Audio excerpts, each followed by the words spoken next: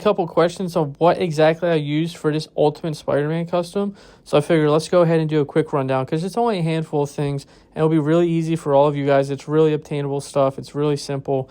And here he is all together. If you guys haven't seen him yet, go ahead and go back on my page. I've showed him off a couple times now. And the first thing we're going to look at is this light blue from Mondo Llama.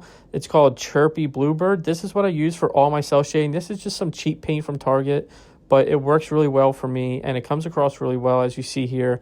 I really like it. And then this is golden acrylics. This is something new I've been trying. I found it at my local Blick and I used it on the reds here and it worked out really well. I like it. It adds a lot more depth to this figure that it wasn't there with the original red.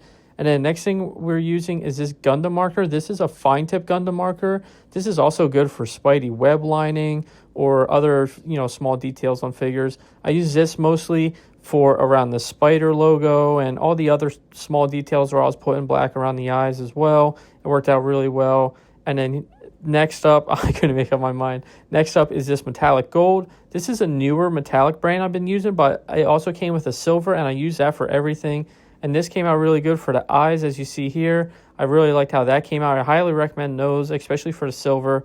And then lastly was this Gundam marker. It's called a line filler, but it worked really well for this application. It covered a lot of ground and didn't really smear, didn't really smudge. It covered up really well, and it took the matte coat really well. As you see here, it really held up. I also used the gold on the cape. I forgot to mention that.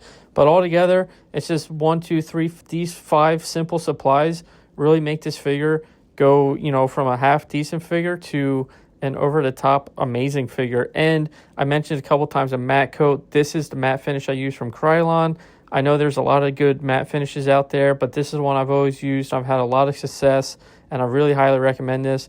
But if you guys want any of these supplies, check out my affiliate Amazon link in my bio. And of course, as always, thank you guys so much for the support.